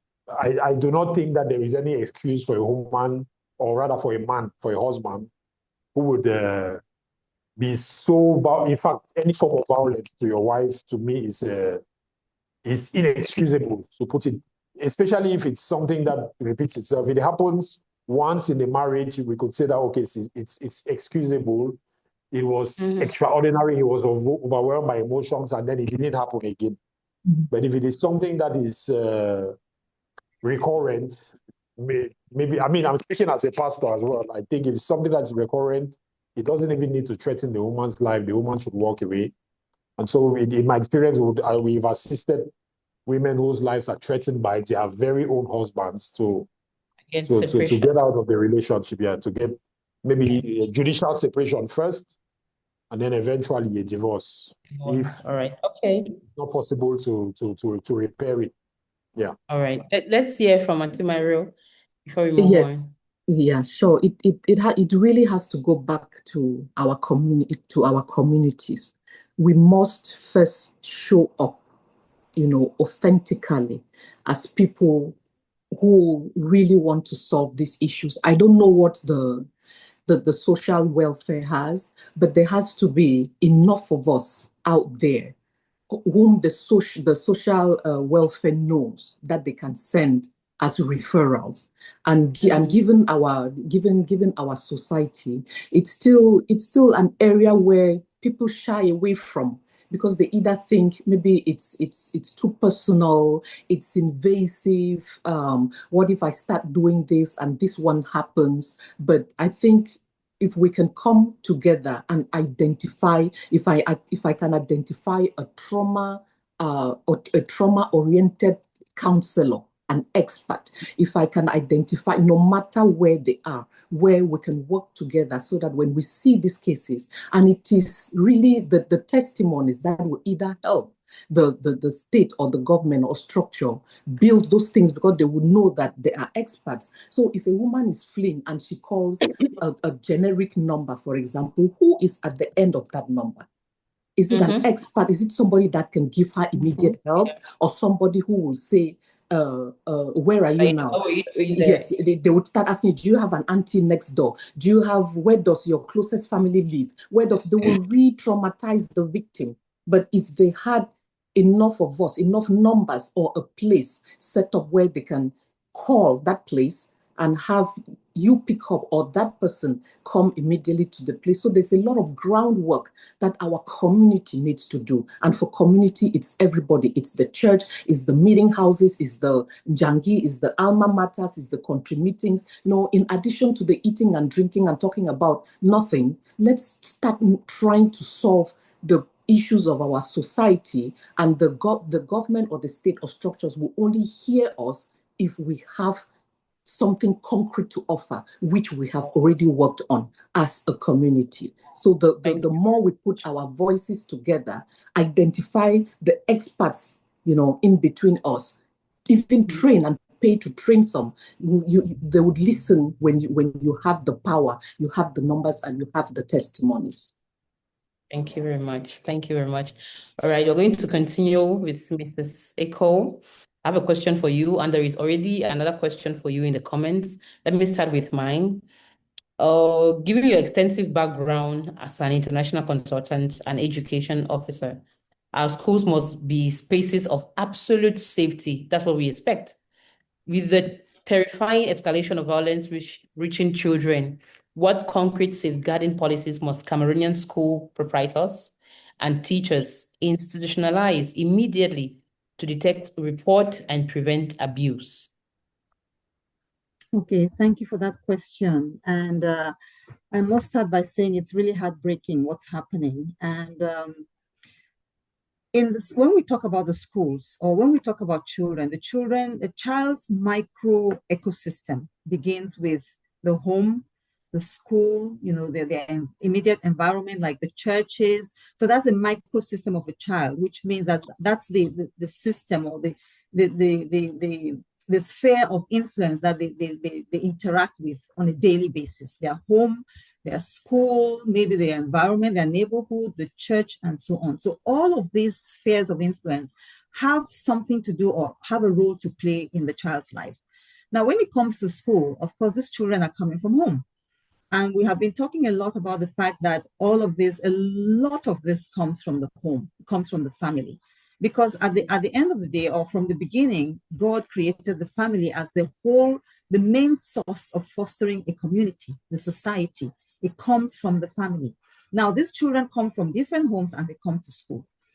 With what's going on around right now, it's important that schools should actually change their approach to how they're educating children. It's no longer about teaching math and science and English. It's about teaching all of that, but giving the child a holistic approach to education, which means what? You're teaching character, you're teaching empathy, you're teaching, compassion, you're teaching all of these things that help them to become citizens in the world. So it's no longer about math and science, it's about making the child a whole citizen. How does the child become a successful member of the community? It's not just about intellect, it's about many other things. It's about emotional education, it's about social education, it's about physical, it's about mental, it's all of those things. So schools have a huge role to play right now in ensuring that we're building up holistic children. The problem we have is that schools, or let me say parents, have kind of given up some of their responsibilities to schools. So a lot of parents have kind of, taken the school as a place where the child gets the education. but a lot of education comes from home. But where we find ourselves now as schools, we need to pick up that responsibility. If the home is not giving it, the school needs to enforce that. The school needs to enforce that. Exactly. So basically, we need to change our approach to how we're teaching or what kind of education we're giving our children to give them a holistic education. Now, talking about child protection policies, those are things which must be present in the school. Because what do they do? What is a child protection policy? It's just basically rules, it's values, it's procedures that are designed to prevent abuse and prevent neglect and hold the organization responsible. Now, I wonder how many schools have something like that, but it's important for schools, the school leadership, the school community to know that there are certain guidelines that need to be followed to ensure that a child feels safe and they feel secure. And the children also have to be involved in this. So the children need to know what their responsibilities are, or how they can feel safe, or what is the organization putting in place for them to feel safe. So children have to also know what those child protection policies are, so that a child knows their rights. The child knows that I am in an environment that is safe. I am around adults who can be trusted. And I am around people who care about, what happens to me. And in doing that, a child is able to, now, if they have an issue, if they have something they need to talk about, they know where to go to because they feel like they are around trusted individuals. Now, for example, there are schools, for example, where we have counseling services. So those should also be available in the schools where you have psychologists, you have social workers, you have a whole community of workers who are there to counsel the kids, not just the kids, even in our school, for example, there's a whole psychology department that takes care of children, takes care of teachers, staff, takes care of parents. If you have issues to deal with, you are open to come to that department to talk to them. So schools have a huge role to play. It's no longer about academics. It's much more now about building holistic children who know their rights, children who have their identity, children who know that if you have a problem, there's a place you can go to talk to someone. Children who know that it is not shame. If something happens to you, our community, like we have already heard, has attached a lot of shame to these these acts of violence. So people are ashamed of coming up and talking about it. But it's not about shame. They should be told that it's not about shame. It's about you making sure that your rights are met. It's about you making sure that something is done about it. It's about you making sure that you're in a safe community. And it's about you making sure that your voice is heard. So we should build school communities where children are open to talk. Children are not hushed down. Children are given a democratic right to speak their minds, where they can report abuse, where they know that they can, if I go and say something to somebody, they will believe me. They will not judge me. They will not ask me questions, which I probably cannot answer, And then they should, like I said already, that it is not shameful to seek for help. When you need help, you need to go out for help. All of that is a whole lot of education that needs to be given to these children. And it's not just something that should be done. Like I said, if it's not done at home, schools need to pick that up. The child's micro community needs to pick that up. The schools need to pick that up. The church needs to pick that up, just so that the child feels safe. If they don't feel safe at home, they should feel safe in the school or feel safe in the church. But the point is that no child should ever feel safer outside of the home than in the home. So it starts with the home. But if it's not happening in the home, then educators, the school, the church, the community should pick that up and help the child to be able to have a voice and know that their voice will be believed, their voice will be heard, and they have help. Yeah. All right. So let me stay with you. Since we are talking about policies that educational facilities or institutions can put in to prevent, to detect, report, or prevent abuse. In the case of prevention, because before we get to detecting, we need to prevent it from happening. I've seen in many schools, they have restrooms out of their classrooms, except for pre-nurseries. Now, when these children, recently we heard of the case of a child that was abused in a certain school in Yaoundé, whose name I don't want to call, but the school is denying it, that it didn't happen there. Let's say it even happened there, and they say it did not happen in the classroom. Perhaps it happened out of the classroom when this child was going to the restroom. Children of 0 or let's say 2, because now children of 2 years are in school, of 2 to 4 years old, they have to leave their classroom to a restroom outside of the classroom. That interval, anything can happen. And most of the times, their teachers are not with them. The tutors or the monitors are not with them. Nobody is watching over these kids. They are with other kids. And we know that abuse can happen even amongst children who are also exposed. So I'm seeing a case where how about we advocate for schools to build restrooms in the classrooms, like 2 or 3 restrooms in the classrooms. That way, children do not have to go out of the classrooms to use the restroom. I think it's a good idea. I think it's a good idea because that way you're sure that nothing is going to happen, between the classroom and the restroom. So for schools that can afford to do that, I think that should be done. But that notwithstanding, even without that, for children between 2 and 4 years old, those children should not be allowed to go to the restroom by themselves. They need to be accompanied. What some schools have now is they have assistants. They have what they call toilet assistants or just social assistants who assist the children in class for one thing or the other, either while they're eating or if they need to go to the restroom and so on. So that is something that can be done. But that notwithstanding, having toilets inside the classroom definitely is a safer option, because that way the child doesn't have to leave the classroom. The child is still under the supervision of the teacher. But then there are other things that if that is not available, there should be some kind of a means where there's another option of ensuring that a child going to the restroom has some kind of company. Sometimes what schools do is that they have restroom breaks. So I don't know, every 30 minutes, 45 minutes, I'm just saying anything here, where everybody lines up and they all go to the restroom together with the teacher. And those who want to ease themselves do. Those who don't want to ease themselves, that's fine. But at least everybody goes there and they're with the teacher. So that way their needs are met timely. But that notwithstanding, is a guide or some kind of an assistant should be put in place to help these children when they need to do something like that. But I think the idea of having restrooms in the classroom is it's a wonderful idea, because that way the kids don't go out of supervision. Yeah. Thank you very much. Now let me take this question for you in the chat box. You've had a wide experience with children as an educationist. Has this education been included in the curriculum? I ask because most of our kids believe in their teachers. Do we have teachers teaching this holistic education to the children apart from just ABCs, A for apple? Exactly. And that's a good question. That's why in schools now we should include things like moral education. We should include well-being. We should include social skills. And why not even religion?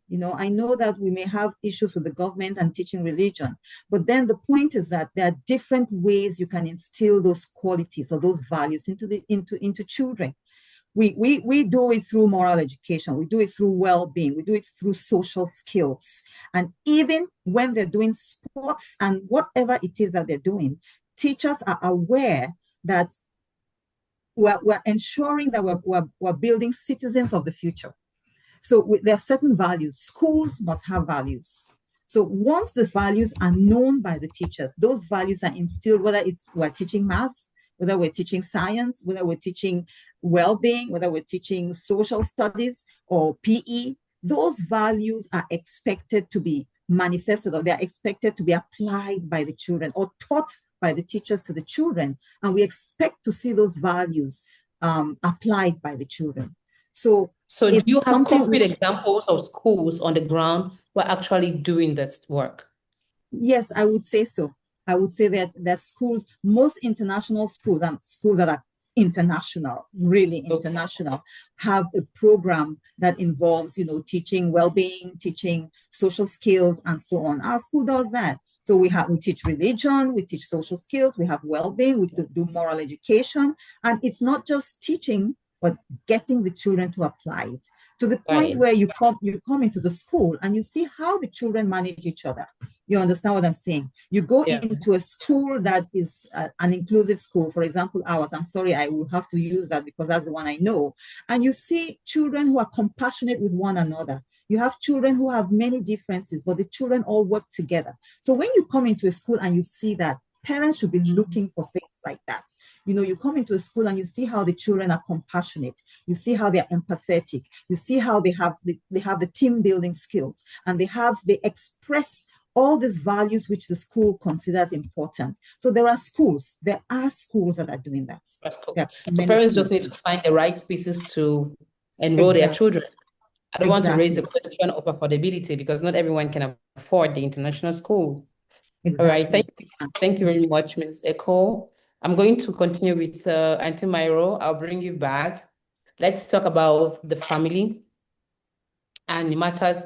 We know prevention begins in a space that we can control, where the home, we can control what happens in our home. But how can family units and faith communities and local neighborhoods transition from being passive observers to active networks of prevention? What concrete action can be taken, to go from passive observers to concrete networks of prevention?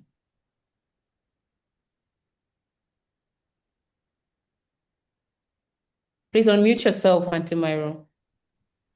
So that transition needs to be thought through, and it also needs to be intentional. So with the family, you would want to educate the parents on what a family really is, what purpose is, what intentionality is. I would give, like I said, there are so many root causes to abuse. I would give a case of girls in need who get themselves into the wrong hands because of lack of finances. So when that child was growing up, what did those parents think they were going to do when she got to college if they did not save for them to have, to pay for that college? So some of the root causes of this exposure of what happens, violence should not happen to anybody. But again, with the right education and protection guides, they would know that I should not get into this, if this person is abusive, no matter the fact that they're probably paying my school fees or the fact that they can do this for me, I should not accept it. So when we come to the family really needs to inculcate, values. And for our church communities, there's what I call after the pulpit care. We preach a lot of sermons, we preach a lot of Bible principles and values, but then how do we action those? So that's where identifying the gifts, the people who are gifted within the church, and not only make our meetings, full of just words and the theory. We should actually be able to put some of these things into practice so that we can help the communities. And like we said, everything starts with the family. And because of sometimes parents are too busy, like I always insist, know who you're leaving your children with. Don't be too busy for the children, because all the money that you're making out there, all the time that you're spending outside with your colleagues, with other people, and pouring into them, and forgetting the next generation in your house that will be those future employees, future fathers, future wives, future spouses, and you're neglecting them at home. So my mantra, my burden is really for that intentionality, because sometimes it's out of ignorance, sometimes it's just not even knowing, ignorance, not even knowing what to do with the family that you're producing or the family that God gave you. So it's that just bringing awareness and intentionality into every single community, every single group where you find yourself, I find myself. This should be repeated so that in the end we'll have a better future generation. It's one family at a time, one home at a time, one community at a time. All right, let me take this question in the chat box for you. Have you had any experience dealing with kids who have lived rape circumstances within their homes? If yes, how did you handle it? Children sometimes grow up in such environments and sometimes exhibit it as normal behavior. If you've encountered people being raped within their homes, how did you handle it? For those one, first of all, empathy, and you have to be authentic and sworn to secrecy, because those children, they don't want that out there. You know, they don't want that to go out there. So with that child, first you have to, first of all, ensure their emotional safety first. That whatever they tell you, even it's not going to be, out, it's not going to be to be out there. So that's the first thing. You have to be authentic already to yourself, and then find out about the abuser. If you find out about who is perpetrating that, and then you can, even without the expertise, I can took them personally to a trauma-oriented counselor who knew exactly the questions to ask, what to identify in my presence, because the child felt safer with me. And you have to seek the expert who can do that. And then once that child feels safe, that's when you can transition into, now, can we talk to, if they've talked to the parents and they've never listened, can we now speak to your parents? Because the parents need to be educated about the signs and need to be aware of why the child did not go to them first, or if the child went to them and did not say anything. So we also teach them, how to listen, how to look for the signs. And once you start exposing those things, that's when the light bulbs go. Oh, they've been distant. They've not let me wash. They don't let me see their dirty clothes anymore. They've been distant. They don't talk. They are afraid of X person. When the person walks into the house, they say no, they go into their room and shut the door. But meanwhile, the child probably did not have enough words for it. The child was probably say, okay, I don't like Uncle X. And they're like, why don't you have to like Uncle X? He's your family. Or I don't like Sister Y. Why don't you like Sister Y? She's part of family. They really did not have words for it. But once the child comes to you and you have identified the words for it, then you bring in the parents. And of course, with a specialist in that area, because they are trauma-oriented, counselors who would be able to guide that child, first of all, for them to speak up, to expose everything from when it started and all of that. And then in some cases, you might even include a pediatrician who is specialized in such injuries. If the child has already, sustained injuries from it, either emotionally or physically. Thank you very much. There's a lot of empathy, authenticity, and really giving yourself to it to get it through the end. Because sometimes we also get busy that we will hear something and we say either go and come back tomorrow, or we say go and hide at your auntie's place for a few. No, that's when you arrest the situation and make sure that that child feels. Because once you send them away, you could lose. You could lose that. You could lose the trend of support that you were supposed to give to the child. So we first of all need to show up with that empathy and the energy and strategy and the will to get to the end. All right, thank you very much. Mrs. Eko, I'm going to bring you back. There's a follow-up question here for you, which I would like you to answer. Remember, you talked about guides. If we are not going to, since not every school can afford building restrooms in classrooms, so they could have guides to accompany these children to the restrooms which are outside their classrooms. And now this question says, how do we vet the guide, knowing that some children have been molested by so-called guides who ought to protect them? So how do we vet it? Please unmute.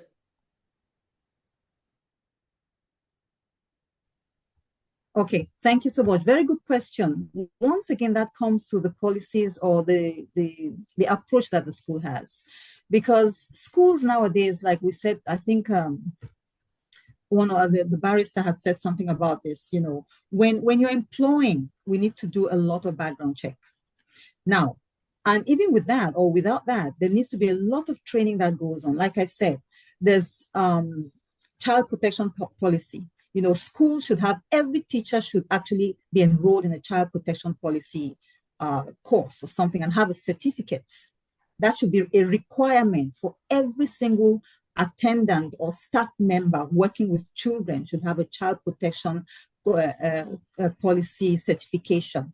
Now, once that is done, that's part of the school policy. And when you go against that, then there are consequences. Then you now believe, or you're now more satisfied that you have staff members who are committed to what they're supposed to be doing and who understand the consequences of certain actions that go against the rules of the school.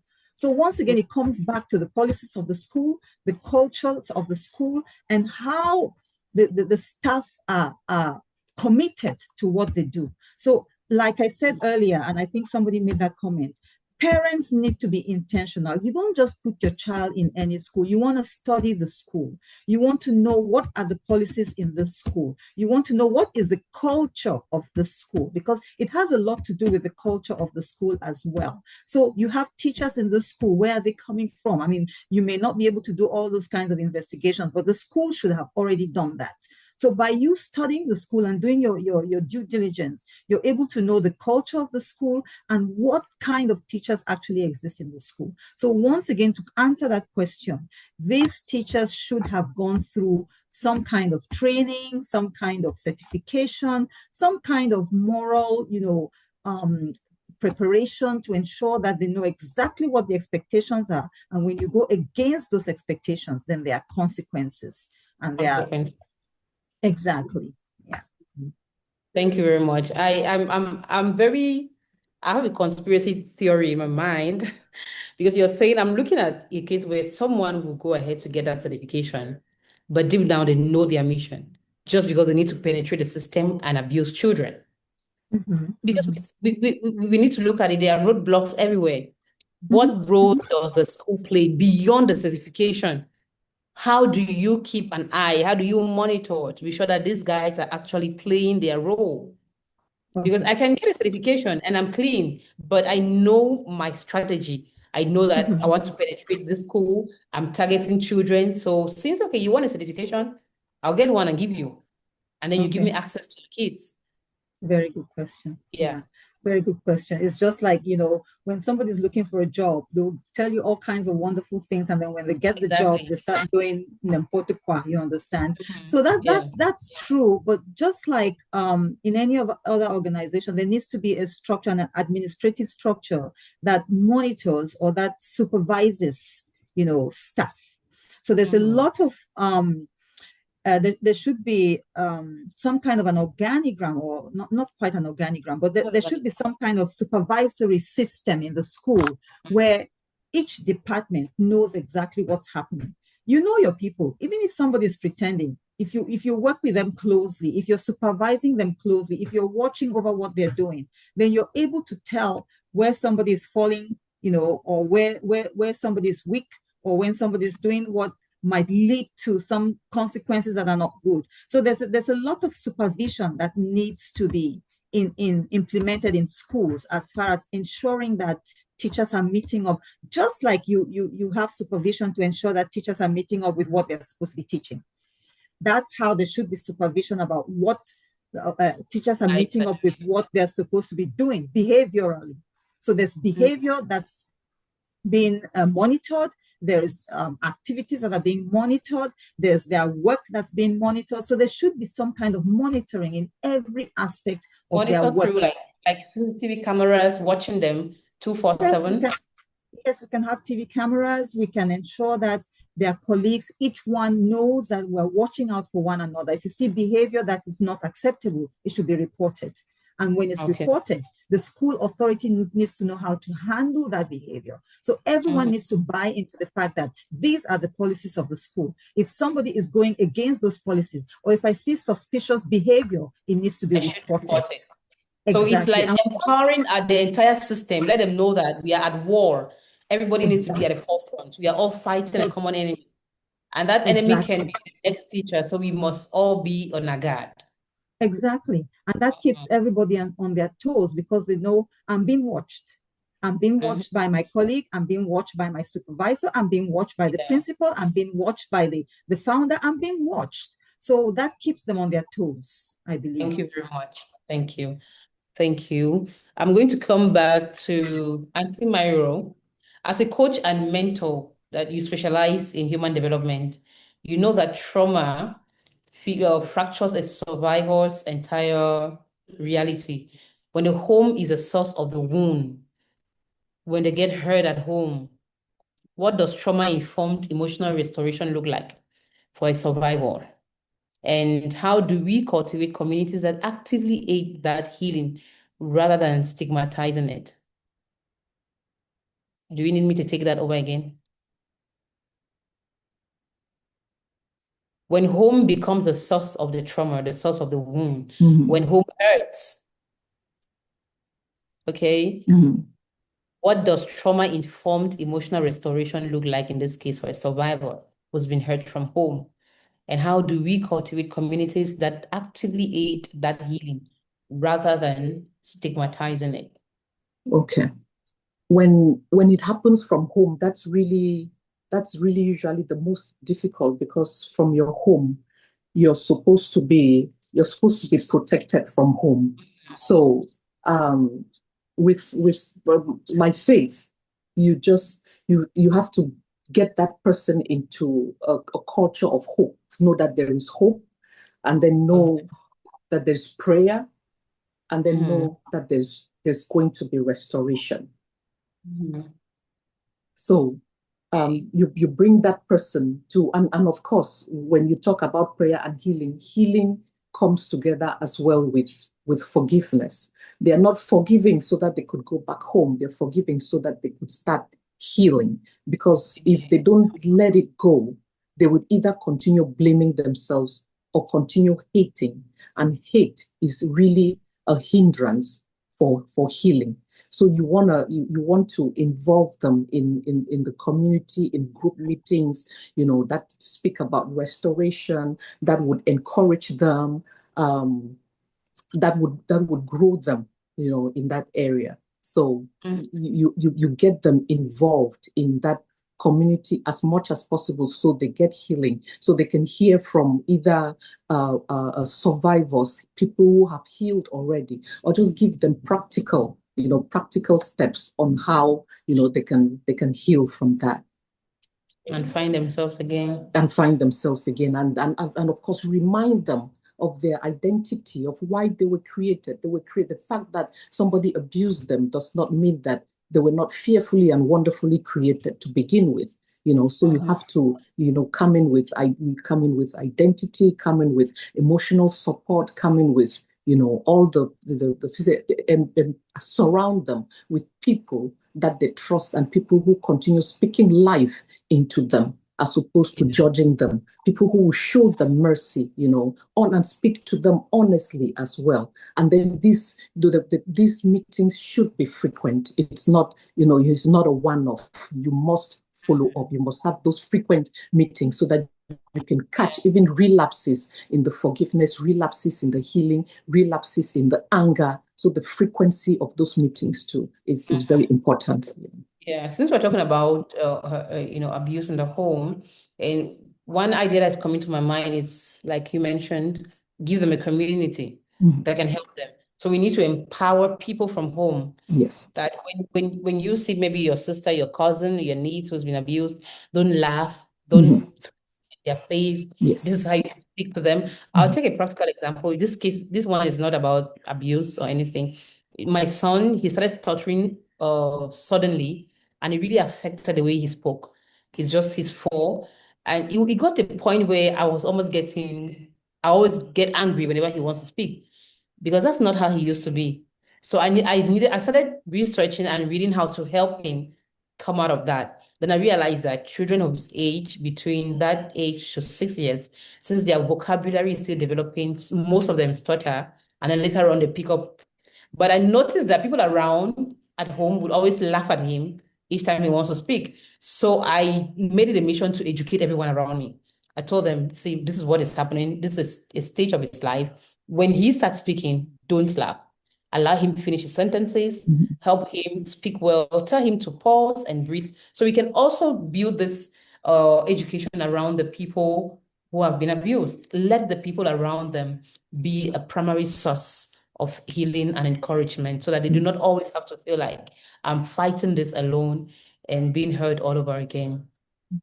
Yeah, thank you. All right, I'm going to bring back Dr. Nakinti. Healing is also institutional.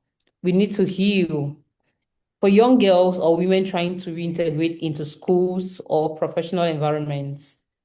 Now we're talking about reintegration, reinsertion. Okay.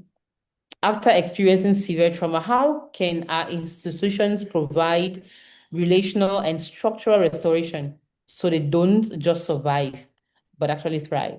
After someone has been hurt, they need to come back into the society. Maybe they need to go back to school. They need to reintegrate their jobs. And everybody then knew that they have been abused. How can these institutions provide rational and structural restoration so that they don't just survive, but they need to thrive? Dr. Nakinte.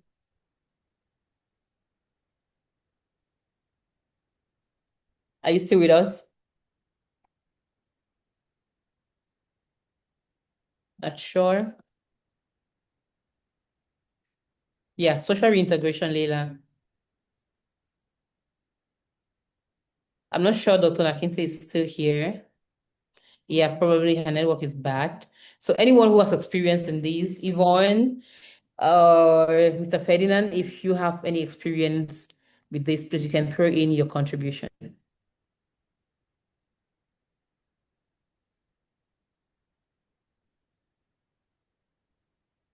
I'm seeing two profiles of Chi Yvonne. Is the same person, yeah? It's the same person. It's me managing my bandwidth issues, please. All right. Yeah, regarding the question you just asked, I hope I got it right. You're talking about reintegration. Yes, after abuse. Right? How for can these institutions provide rational and structural restoration or reintegration so that the survivors don't just survive through their reintegration, but they actually thrive and make it again in life? Yeah, so it's very important for programs we put in place that deliberately, or let me say intentionally address issues that could be faced by survivors. Because once a woman has been impacted by any of these things, rape or domestic violence or bodily mutilation, they're no longer the same. And so it makes sense for example, a child who has gone through FGM or breast ironing to be expected to be at the same psychological state with kids who have not gone through that. So going back to what Auntie Jackie was talking about, schools providing spaces that are safe. It's for schools also to be ready to have, like counselors, to ready to have reports from home that this child, for example, has gone through this or that, and having gone through this or that, they're no longer the same. And schools have to put those systems in place where these kids are constantly being monitored and counseled. And I really love when schools are actively involved, because when schools are actively involved, it also checks what happens at home. If a parent knows that battering their child will keep marks on their faces, and when they go to school, the school would ask what happened and maybe hold them accountable with the judiciary, it will reduce violence. And so if the schools or other institutions, schools, vocation centers, even hospitals could systems in place for counseling, could put systems in place for structures that acknowledge the impact that violence has had on the survivors, we're going to be going on the right direction. I hope I answered the question. Yeah. I don't know if someone else has anything to add to that. Dr. Ferdinand? Mr. Ferdinand, sorry. Are you a doctor already? No, it's just Barrister Ferdinand. All right, Barrister. Sorry. Anyway, I think that Madam Acha said something very interesting, very important, and concerning identity. At the root of it all, I think at the root of reintegration is identity. And once again, you can approach the question of identity, as I said at the beginning, from various angles. And as someone said, you know the quality of a pudding only when you taste it. So for some of us, I personally believe anyway that the most rooted approach to identity that has any meaningful or proven results is identity that is approached from a spiritual angle. Leila, please, can you mute that person? So no, your bag. So I mean, every other source of identity has its weakness, or it's weak and shaky. For us Christians, we derive our identity from what is said in one of the first passages of the Bible. We are the image of God. In other words, we all come here with an inherent identity that is intangible, untouchable. I used to like to use the image of a banknote, for example. Probably all of us know that no matter what happens to a banknote, I don't know, you take it and throw it in a latrine, in mud, or whatever, when the banknote comes out of that condition, it remains a banknote. If it's a 10,000 francs note, no matter what happens to it, it's a 10,000 francs banknote. Well, it's easy to say that when you are not the one who experienced the pain, but we have to find the inner resources, or the resources in our inner recesses, to use God's language to affirm the identity of people who go through trauma or demeaning experiences. The theme of the program today is restoring dignity and safety for women and girls. One of the keywords there is dignity. Dignity is not something that anybody can give you. Dignity is something that is inherent to your humanity. And so those tampering with your integrity, whether it's your bodily integrity or your emotional or mental integrity, reduce your inherent dignity. I think those are questions that we have to pose when we are approaching problems of or challenges that have questioned the dignity of people who have gone through challenging experiences. And we have to show them their inherent dignity and show them that... And make them believe again. And make them believe again and show them that they are not, because they were victims to these circumstances, that did not make them the problem.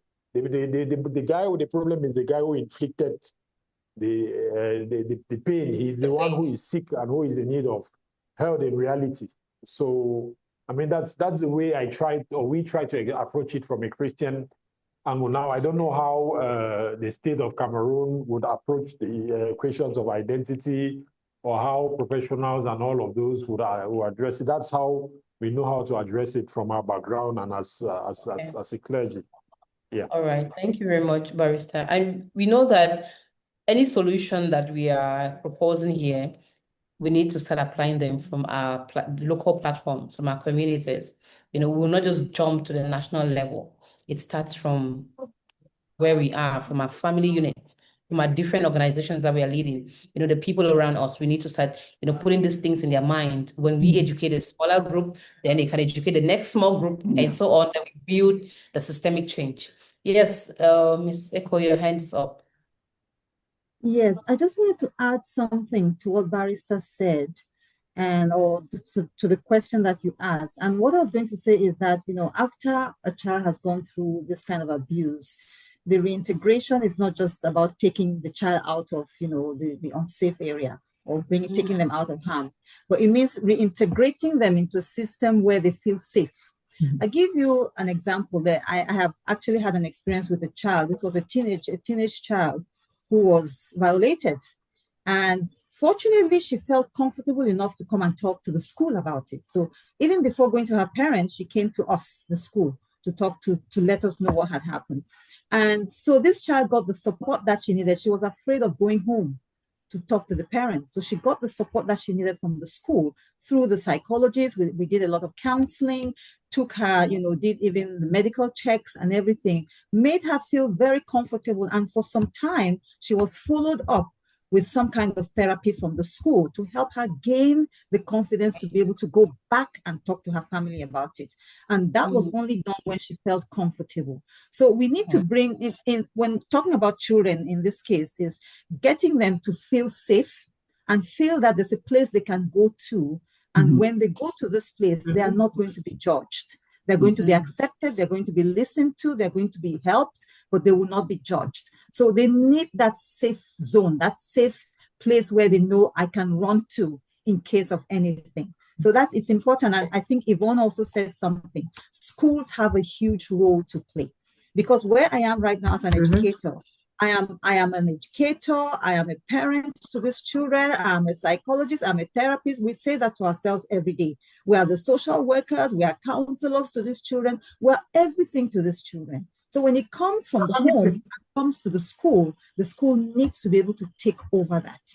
And that needs a lot of training and a lot of advocacy for schools to understand that they have a huge role to play with this. If it doesn't happen in the family, the school should pick it up, the church should pick it up, the immediate surrounding of that child should pick it up. Thank you very much. Thank you. And when in the course of this conversation, someone wrote, I'm sure it's Leila that wrote in the chat box saying that this is not just a women's problem. And now this question, I'm throwing it to all of our panelists and even some participants. If you have any suggestion, just put it there in the chat box and I'm going to read it out. How do we strategically mobilize men to lead prevention efforts within their own peer circles, changing the narrative from protect your daughters to educate their peers? Okay, so we need men to be involved. Most of the times when we talk about these things, we're looking at the woman. Where was the mother? What was the mother doing that the child found themselves in this kind of a situation? How do we strategically involve men? Who wants to go first? Can I go? Yes, please.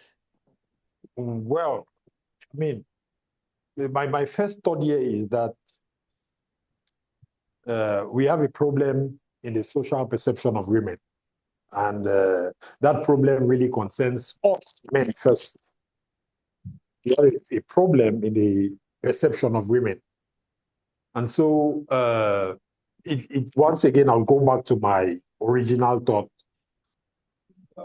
As a man, for example, when I was growing up, the first ideas that I had about how I had to perceive a woman, I got them from my mother.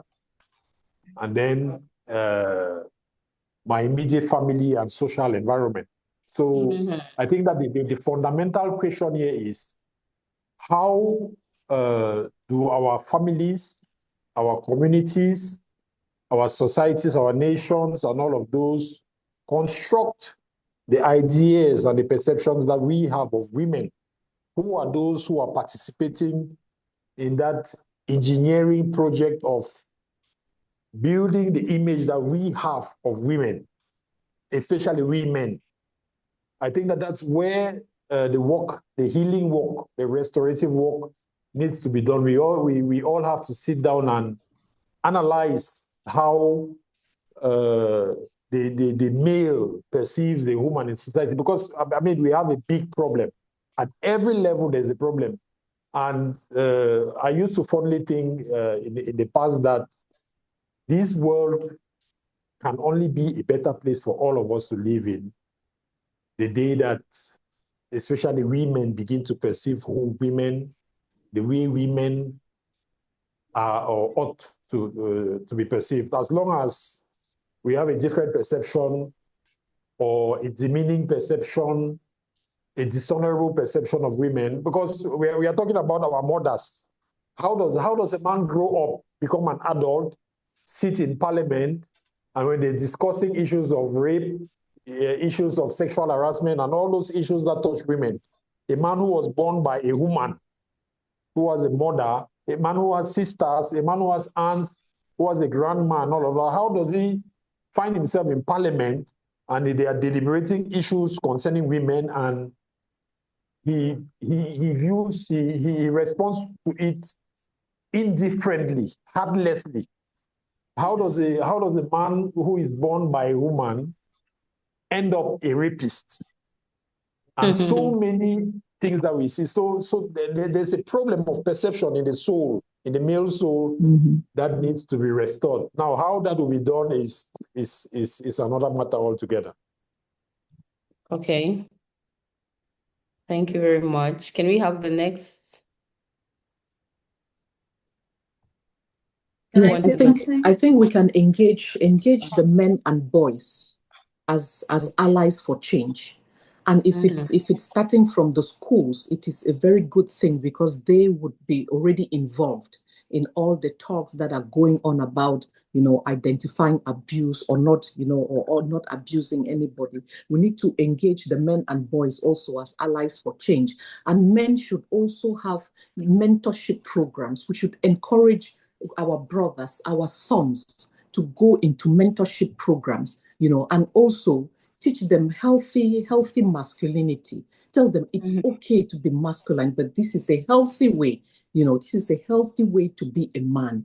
A man, you're not supposed to dominate. You're not supposed to be violent in as much as you have the strength. But there is healthy masculinity, that of servanthood, that of help, that of empathy, that of building, a society. So we also need to have our men's groups in all of the communities, in the church, in the Njangis, in the alma maters. We also need to have men's groups that are responsible, that discuss respect, that discuss responsibility, discuss, the servanthood of a man. But the thing is that even with men, like with women, even if a man knows that his friend is abusing the wife, they will not even rebuke.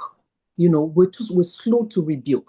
So we either cover it up or we say, oh, that's how men are. But no, that's not, all men are not. And so that person should not be like that. So we should care enough to go beyond our shallow relationships and actually teach and hold each other accountable for the things we know they are doing or we know they could do.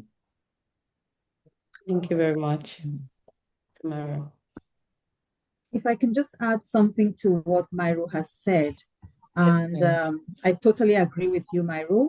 And once again, I think it makes no sense for us to be teaching our girls how to avoid danger and failing to teach the boys how to respect dignity. So once again, it comes from education starting from the home. We need to educate our boys. It's not just about telling the girls, oh, you need to be careful, you don't need to dress this way and so on. But boys need to be taught how to respect. They need to be taught how to have empathy, how to have emotional control, how to have healthy conflict resolutions. And going back to what Myro said, men need to be more vocal about these things. Men need to be more, they should monitor one another's behavior. They should be mentors to boys. So boys need mentors, just like Myro has said. So they need to speak up. It's not just about the women speaking up all the time. Men also have to stand and speak up against men or against women who are doing these things. So it's a challenge, but I think that men most of the times usually protect each other. They protect each other, yes, but that needs to stop. That needs to stop, because once you're silent about it, if you're silent about it, you're promoting the violence. So we must speak up about this thing. So it's an encouragement that men should be role models, they should mentor boys, but they should speak up and stop protecting one another. Thank you very much. Okay. Yvonne, do you want to add something? Just add, there is something we learned in J school. I don't know if Leila can remember the agenda setting theory of the media. And with the upsurge of social media, it becomes even heavier. Whether we like it or not, most of the mindsets that we have or the discussions we have is formed by the media, what we listen to almost all the time. And so the social media is playing a very huge role on how men think and how men support women. Of recent, there was this case in Nigeria that involved Chike, the artist, and the other guy, I cannot remember his name. But I was so happy to see how men spoke up. Men spoke against emotional abuse in marriage, and how women have the right to feel bad when they're being cheated upon or when they're being emotionally abused. Many men came out and spoke.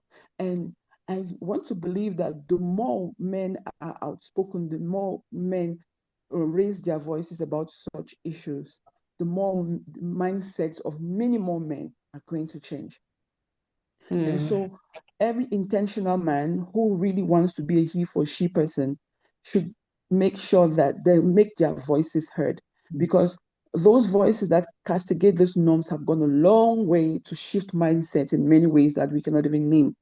And many men know they can no longer come on social media and normalize domestic violence, because they're going to experience a backlash even from men themselves. And so I believe these conversations, this agenda setting, we are the ones who power social media.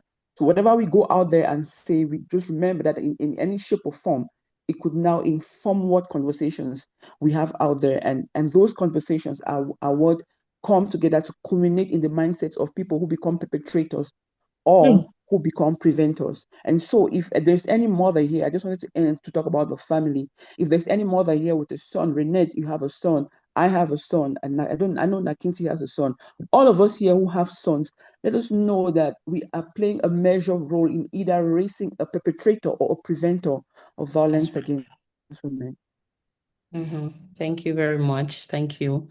I mean, it goes back to the family. Let me read this comment in the chat box. Someone says,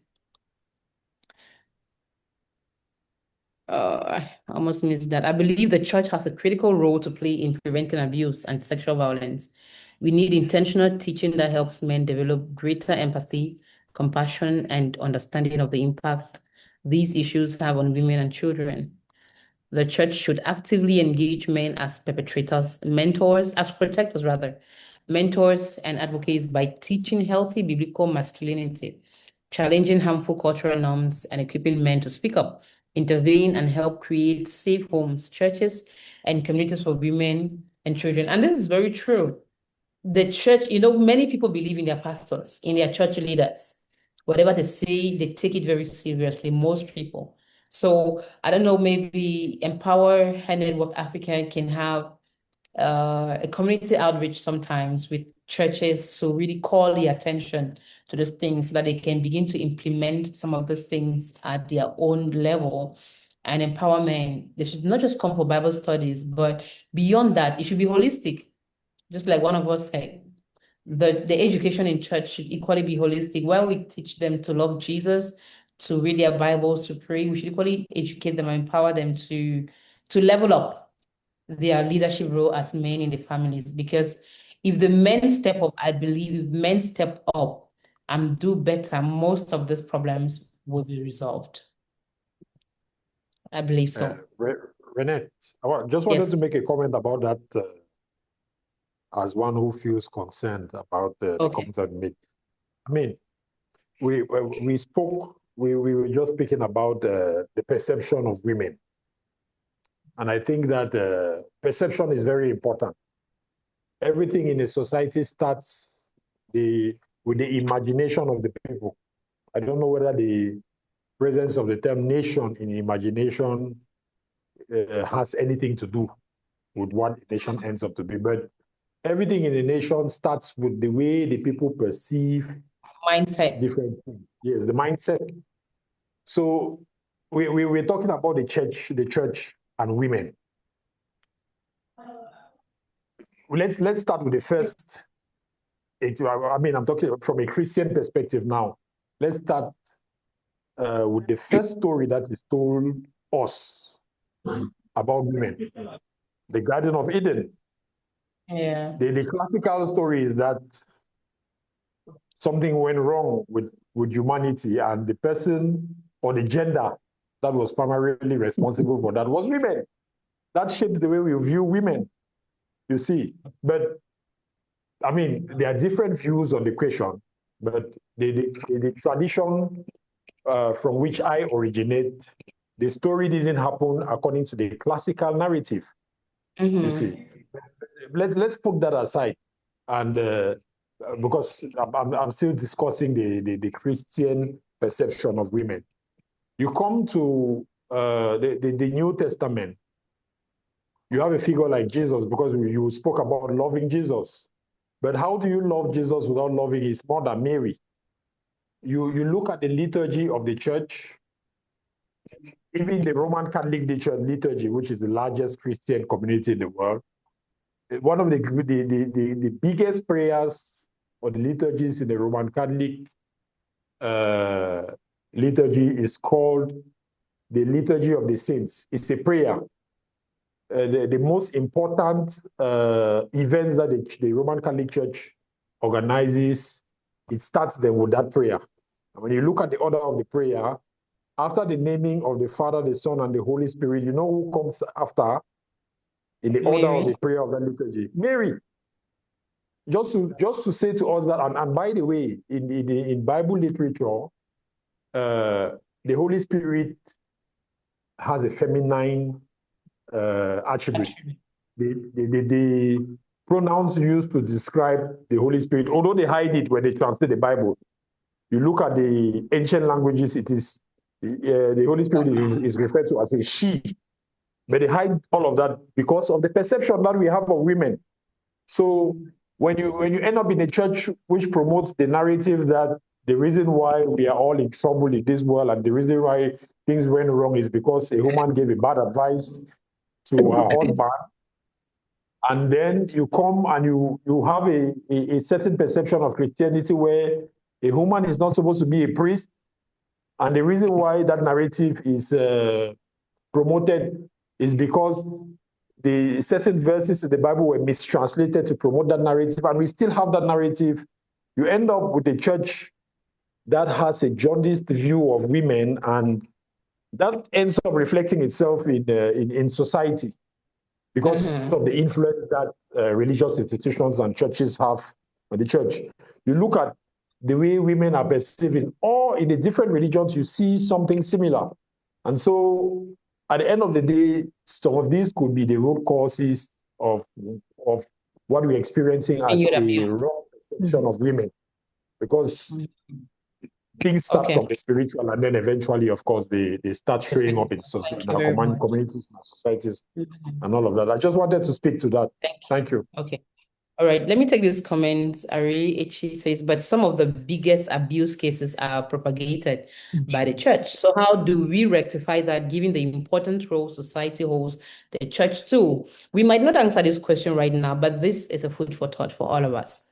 All of us are involved with church at a certain level. You know, Barrister Ferdinand, you're a pastor, you are leading a community. From here, we expect that as a man in your shoes, you should raise more men who are more responsible, who are more, respectful of women, who have dignity and who lead with masculinity, who do not just view women as something to toy with. And some of us who have sons, like Yvonne said, we have the responsibility to raise them better. Okay, and to empower Network Africa, I don't know what you want to do with this, but I believe there's something that can be done. And now, like it has been said over and over, we need to educate more, we need to advocate, we need to sensitize. So we can only do our best. We'll keep sensitizing, we'll keep educating, community mobilization, having talks, maybe focus group discussions with these churches, with the leaders, empowering them in the best way we can. Everybody cannot be foolish. I'm sure there will be a percentage of men who will catch it, who will implement it, and will pass it on to another percentage of men. And we hope that change can come in our generation. And this next question says, that's a valid concern. The reality is that some of the most painful abuse cases have occurred within church settings, and the church must be willing to acknowledge that honestly rather than deny it. However, I don't think the existence of abuse in the church remove its responsibility to be part of the solution. Yeah. If anything, it makes reform, accountability, safeguarding policies, and intentional discipleship even more necessary. The answer is not less engagement from the church, but better engagement, one that prioritizes transparency, protection of victims, accountability for offenders, and the intentional formation of men and boys who respect and protect women and children. So that's how this participant looks at it. Okay, and he says, I keep coming back to the church because a significant percentage of our men identify as Christians or attend church regularly, if the church intentionally engages men on issues of abuse, protection, empathy, and responsibility, it could go a long way in strengthening families and communities. When men are intentionally discipled and empowered to become protectors, advocates, and voices of justice, the church becomes a powerful force for preventing abuse and safeguarding women and children. So the church has come up a lot, and this tells us of the role that a church has to play, the impact, the influence that the church has on the family, because we've all established that the family is the base of everything. That is where everything stems from. So I hope that all of these recommendations will be taken to heart and something will be done about them at our own level. Thank you all for joining this conversation today. We are almost at the close of this session. Before we close, I want to give each panelist the opportunity to say one last thing. What is one takeaway solution that you have to give to those listening to you now, to the leaders, to the community leaders that are listening to you, to the family heads who are here, to survivors who are on the space right now? Mrs. Auntie Myra is on. Please, you can just go ahead. Okay. So, as a final word, I would like to say we all must be involved. I know the church has been mentioned a lot of times, and it gives, it even increases the burden for us, faith and Christian counselors. But we need to know that the church is also full of sick people, and people come to church too at different phases of their life. So they also come with baggage. And if we don't start that mentality shift to let us even strengthen already our inner groups and communities within the church, so that when those men go out there, because people assume that the church should resolve everything, but the church is also made of human beings like you and I, who have been through trauma, who have been through baggage, who come from a village, a society, a kingdom, a place where we have background, things instilled into us, and how to do things instilled into us. So the church will not quickly just wipe it away and then also send you out to be a role model. So the church actually also needs to go back to the drawing board and say, after the pulpit, after all the sermons, what do we want our church community to be? What do we want our society to be? What do we want our schools to be? What role should we even play in our environment? Because if you look at the denominational churches or any church, they are set in their ways. The leader has a vision that he wants to run with. If it's just people making heaven, he will make sure that he has a number of people. But at the back, when they leave that church, how are they at home? How are they at work? How are they in the community? That's where we need to intentionally do that follow-up, so that if the church community must help, we need the resources, we need the people empowered, we need the expertise, we need to do the training. So it also has to start with the mindset shift as well. Thank you very much. Mrs. Eko, what is one actionable message or practical step that you want our audience to carry with them tonight? What I'd like to say is that this violence is inevitable, but it can be prevented. It can be prevented when we have kingdom families where children are raised differently, when schools are totally intentional and they create a safe environment, and when the churches speak up as well. So when the community refuses to be silent, and when the men choose to be respectful and, overcome this dominance issue. So as an educator, I believe that every child deserves an opportunity to learn without fear. When violence comes in, learning becomes difficult because children are not safe, they are afraid. So that safety and that trust can only be built when we raise children differently, and when we're intentional about what we're doing or how we're raising or how we're creating safe spaces for our children, whether it's at home, whether it's at school, whether it's in the church. So we all need to take that responsibility and build a safe area or a safe space for our children. Thank you very much. Barrister Ferdinand. So I'll start by saying that it's a problem when we don't know what is our problem. And so the starting point here is to carry out the proper diagnosis. There is no medical practitioner who can treat a disease without proper diagnosis. It is proper diagnosis that enables him, or that gives him the understanding to know how to treat the problem. We're talking today about restoring dignity and safety for women and girls. But at the root of it all, what is the problem? I think, as someone said, we need to go to the drawing board and diagnose the problem properly. And it is only when we would have properly diagnosed the problem of the challenges that our women and girls are facing in society that we can begin to formulate solutions that would work in a sustainable manner. Thank you. Mm-hmm. Okay. Or Yvonne, what is one clear, actionable, or practical step our audience can take with them today? If you would ask for one, I would just say the true measure of a society is not how loudly it condemns violence after tragedy has occurred, but it's how intentional it is in building cultures of dignity, safety, and respect before violence ever begins. And so we need to really be intentional about making sure violence doesn't happen at all.